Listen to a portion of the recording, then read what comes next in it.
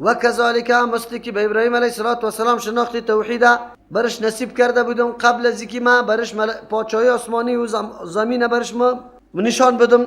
و کذالک این همی قسم نوری ما نشان میدیم به طور کامل ابراهیم علیه السلام ملکوت السماوات پادشاهی آسمان ها سلطه و قدرت آسمان ها و الارض از زمین. ما بر علاوه که ابراهیم علیه السلام دیگه بصیرت برش داده بودیم کی تابعداری پدر نکرد خو لیکن دیگه گپم برش داده بودیم. این همه قسم ما نشان داده بودیم به ابراهیم علیه السلام پادشاهی آسمان ها و زمین مراد از پیش سلطه قوی حاکمیت مکمل برای کیسته؟ برای ابراهیم علیه السلام. چرا که استدلال درست بکنه. به ابراهیم علیه السلام واضح شد که همه سلطه و قدرت از کیست؟ از الله متعال. ولیکون من الموقنین دیگه که بشوه از جمله کسایی که یقین کرده باشه. چرا پیش یقین نداشت؟ داشت. یقین دو قسم است، یکی حاصل به دلایل است، یکی همونطور برات حاصل است. حالی که یقین حاصل میشه نظر به دلایل است. چرا که ابراهیم علیه السلام در کائنات خیلی تفکر کرده، خیلی ارزیابی کرده کائنات، سنجش کرده که کائنات کی اداره میکنه، کدام ذات است. ولیکون من الموقنین که شوه ابراهیم علیه السلام از جمله یقین کننده ها هم کسایی هستند که واقعا درک ده حقیقت توحید و یکتا پرستی الله متعال. فلما جن علیه اللیل و هرگاه که تاریک شد بالای ابراهیم علیه السلام شب رأى کوكبا دید یک ستاره خوب درخشنده را. قال هذا مخاطب قرار داد قوم خدا میگه هذا ربی آیا این پروردگاری ماست؟ آیا به طریق سوال است، سوال وارد نمی کسی بگه که ابراهیم علیه السلام مشرک شده. چرا؟ اون چی را گفته؟ ستاره را گفته که این ربی ماست، بلکه سوال کرده که شما میگی که نه. و کذالک نوری ابراهیم این همی قسم ما نشان دادیم به ابراهیم علیه السلام. این همی قسم چه قسم؟ مثل که ابراهیم خلیل الله به فطرت خود معلوم کرده بود که الله این کائنات شده نمیتونه، این مخلوقات الله شده نمیتونه، به خاطر که سر از زیاد تغییرات و تبدلات میه خود در اراده و اختیار خود نیستن و اینطور چیزا الله شده نمیتونه. چون به فطرت و جوهر عقل خود الله متعال معلوم کرده بود توحید و یکتاپرستی الله را، الله میگه ما برشان این همی قسم ما نشان دادیم به طور کامل ابراهیم علیه السلام ملکوت السماوات والارض پادشاهی آسمان ها و زمینه تا به نظر معرفت ابراهیم علیه السلام درک بکنه که هم مسلطه و قدرت از یک الله متعال است، یعنی او طور ذاتی است که دارنده صفات کامل است. چرا خود امی تلاش کرده بود. الله میگه من دیگه هم به خاطر که استدلال قوی دیگه روز گرفته بتانه دیگه هم برش نشان داده. به ابراهیم علیه السلام بعد از تفکر در کائنات الله ثابت شد که هم اختیارات و تسلط پیش کیست؟ الله متعال است. چرا برش نشان دادم؟ لیستدل بها که استدلال بگیره بالای نمی بادشاهی آسمان ها و زمین که در اختیار الله متعال است، سر از او استدلال بگیره. یک ولیکون من الموقنین که شو از جمله کسایی که یقین کننده است. ابراهیم علیه السلام قبلا هم یقین داشت، لیکن یقین دو قسم است. یکی یقینی است که بدون استدلال به دست آمده، یکی یقینی است که با استدلال با ذکر دلیل به دست میاد. آل ابراهیم علیه السلام که دلیل پیش میکنه یقینش دیگه اضافه میشه. فلما جن علیه آل تشریحش میکنه. به طور کلی خو الله متعال بیان کرد که ابراهیم علیه السلام در صدد ازی بود که توحید الله را بشناسه، از او خاطر تفکر میکرد در کائنات الله متعال و برای معرفت الله متعال همیشه چی گبی کدام ریسرچ و مطالعه میکرد.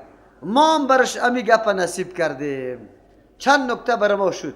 ابراهیم خلیل الله از عقل و ذهانت خود، از استعداد فکری خود خیلی کار گرفته. تقلید کرکرانه از بابا و اجداد و از قومی مردم نکرده. پدر یک طرف روان است، قوم دیگه طرف، پادشاهی دیگه طرف. لیکن ابراهیم خلیل الله تقلید کرکرانه نداره. عقل خود در کار انداخته، استعداد خود در کار انداخته، از ذخانت خود، از استعداد خود استفاده درست میکنه. نظر کرده کائنات، دید که همه کائنات در حالت تغییر و تبدیل است. ستاره پیدا میشه روشن، پس از او گم میشه. مهتاب پیدا میشه روشن، پس از او گم میشه. آفتاب پیدا میشه روشن، پس از او سیاه میشه. اوه عجیب. سه قسم استدلال ابراهیم علیه السلام از این چیزا، از این چیزا برداشت کرد. یکی معلوم شد که یا در اراده خود نیستن، خود اراده نداره، بلکه اصلا حرکت کننده است یا یک ذات دیگری است؟ یکی.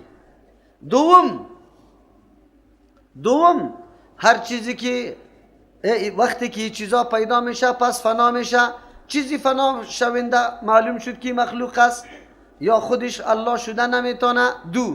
سوم هر چیزی که حرکت داره حادث است، قدیم نیست. هر چیزی که حرکت میکنه دلیل منطقی است، او حادث میباشه، حادث الله شده نمیتونه.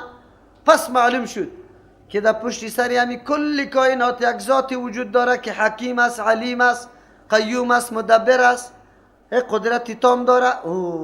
کی هستمو؟ الله متعال است. اونمو کیست؟ الله متعال. الله کسی که اراده و قدم برای نمیتور عقیده داشته باشه الله دیگه هم قطشی میکنه، کمک میکنه. قدرت الله متعال است. عامی آدم میباشه که وقت عقیده توحید پذیرفت قطعی اینطور ملا بحث میکنه که پرسان نکن.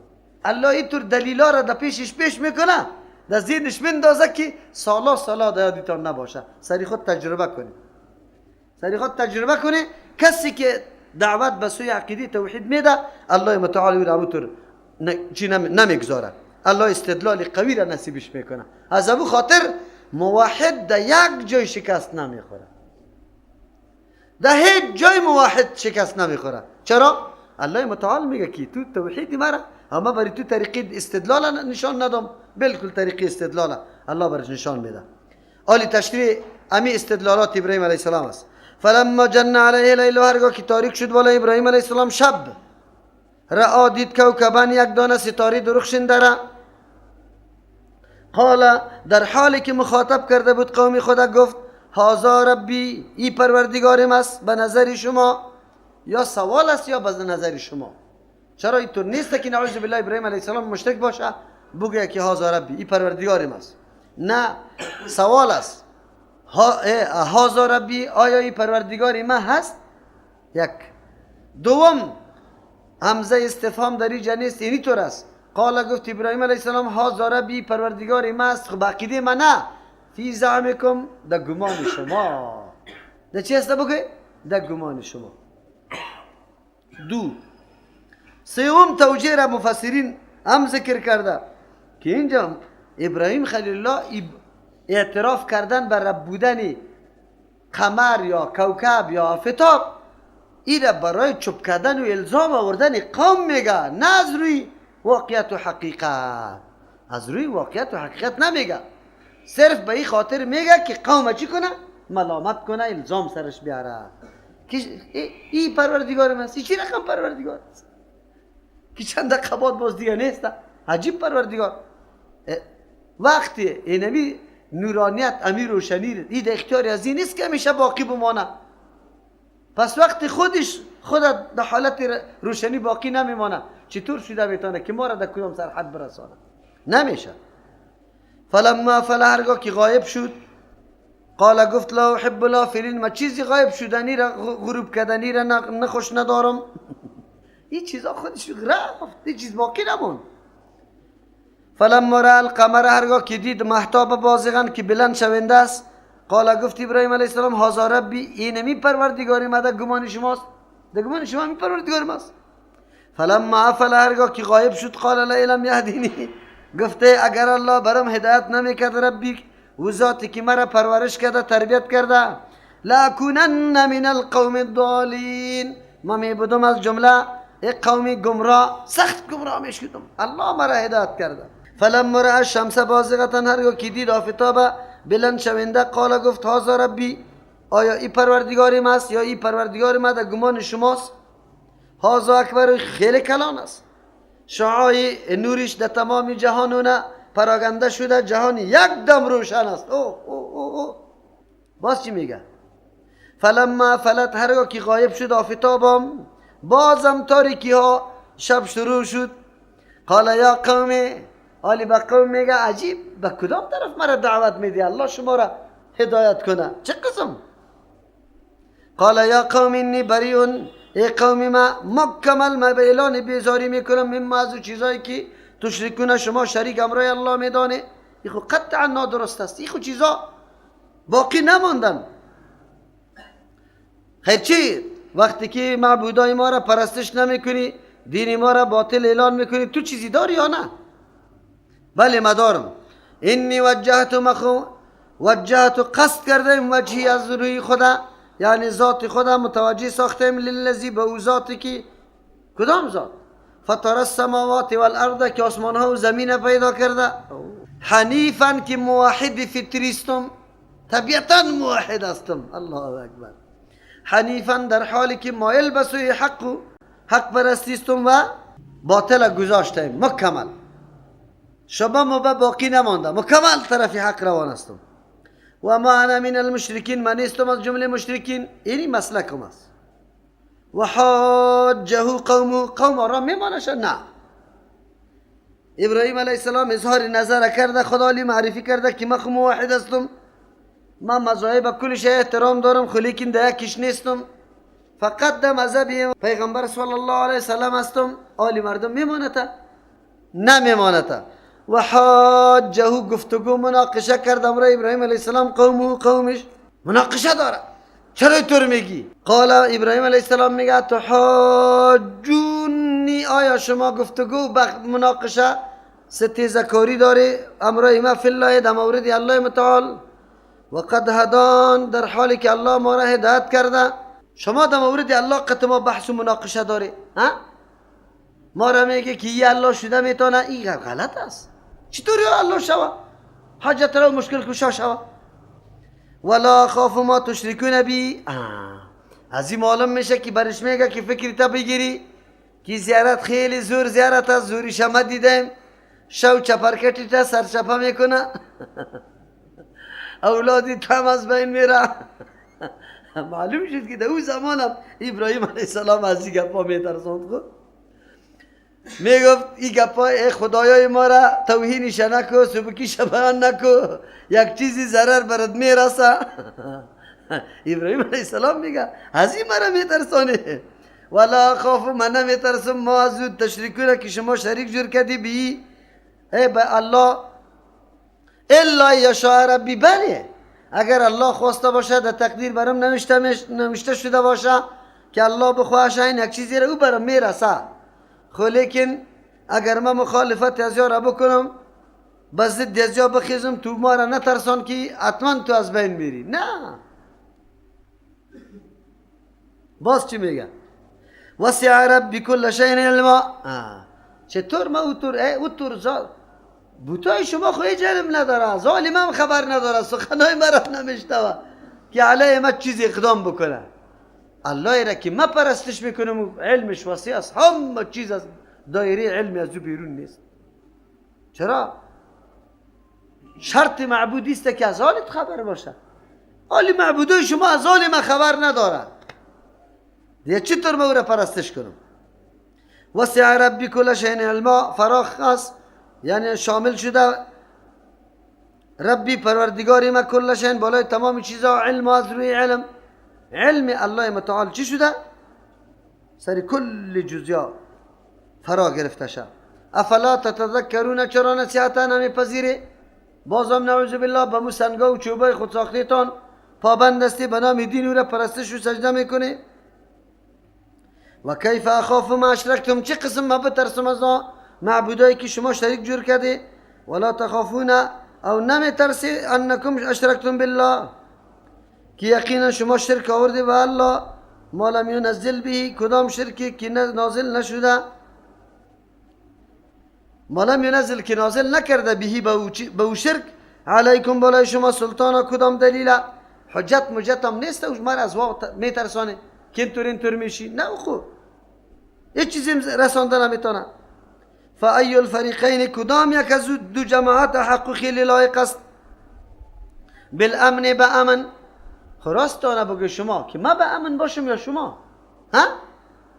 شرک به امر الله شما میکنی، چیزایی را پرستش میکنی که حتی خبر نداره، علم نداره. ها؟ شما که مخالفت صریح توحید الله را میکنی که واقعا الله است، نمیترسی؟ امر از چی میترسانی؟ از این بوتای جور کدگی تان آلی همون موتور است. فکری تا بگیری که این شخص زوری شما دیده. تو صریح شرک الله را میکنی، تو از الله نمیترسی، همه از زیارت میترسانی. ها؟ تو بگو که تو به امن هستی یا من توحید الله را عقیده دارم، من به امن باشم یا تو؟ کدامی ما با امن باشیم؟ کسی که عقیده توحید الله را داره. از او خاطر پشتی سر میگم ان کنتم تعلمون، اگر علم داره، اگر در میدان علمی بیایم ثابت میشه که مستحق امن کیست و مستحق عذاب کیسته. ما توحید الله را عقیده دارم، مستحق چیستم؟ امن هستم. شما توحید الله را عقیده نداری، مستحق هلاکت شماستی. چرا؟ الذين آمنوا، کسانی که ایمان آورده و لم یلبسوا، مختلط نساختن ایمانهم، ایمان خدا، یعنی عقیده توحید خدا، بظلم امرای شرک، اولئک اینمی مردم ها لهم برایشان الامن و امن است، هم در دنیا هم در آخرت. در دنیا امن است عقیده مزخرف، در آخرت از عذاب جهنم. و هم مهتدون، اینمی مردم ها واقعا راهیاب هستند. اینمی مردم ها که ایمان آورده خود ایمان خود مختلط نساخته. وقتی که آیات از صحابه کرام خواندن یک دم خفه شدن. چرا؟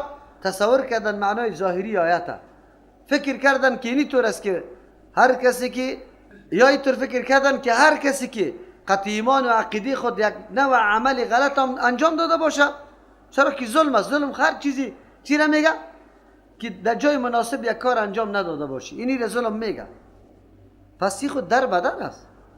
بسیار خفه شدن. وقتی پیش پیامبر صلی الله علیه وسلم آمدن، پیغمبر علیه السلام گفت شما آیات میخوانی لیکن مطلب آیات نمیفهمی، بلکه مطلب آیات است. اینجا مراد از ظلم شرک است. کسانی که ایمان آورده و مختلط نساخته عقیده توحید خدا به ظلم امرای شرک علی قومی، با شرک مختلط نساخته ایمان و عقیده خدا امرای شرک نساخته. چرا؟ ظلم در قرآن کریم شرک گفته. لقمان حکیم بچه خدا توصیه میکنه، داخل چی میگه؟ ولا تشرک بالله ان شرک لظلم عظیم. صحابه بسیار آرام و مطمئن شدن. چرا؟ حالی فهمیدن که شرک، اگر شرک مختلط شد و امرای ایمان هیچ فایده نداره، این در بدری است.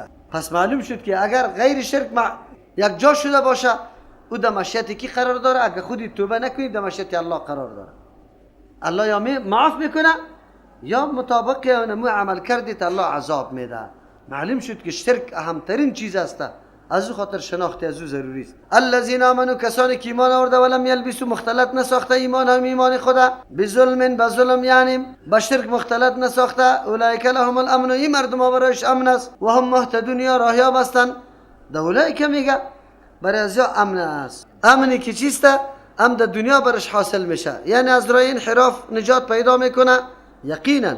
او غیر از او قدرت الله، کسی که عقیده صحیح داره الله متعال دیگه قسم امنم، اطمینان، سکون و ایگه پا برش پیدا بشه. لیکن راجع مسئله است که مراد از امن از عذاب کیست؟ آخرت است. پس تو کسایی که ایمان آورده یعنی عقیده صحیح داره ولم یلبسوا ایمانهم، قطعی عقیده خود امر غلط یک جا نکرده، بلکه چیست؟ مختلط نساخته ایمان خدا با امرای ظلم یعنی شرک مختلط نساختن، از او خاطر اعمالشان بجا باقی مانده، برباد نمیشه. اولئک لهم الامن، اینمی مردم برشان امن است، و هم مهتدون، این مردم راهیاب هستند. سبحان ربک رب العزة عما یصفون و سلام علی المرسلین والحمد لله رب العالمین.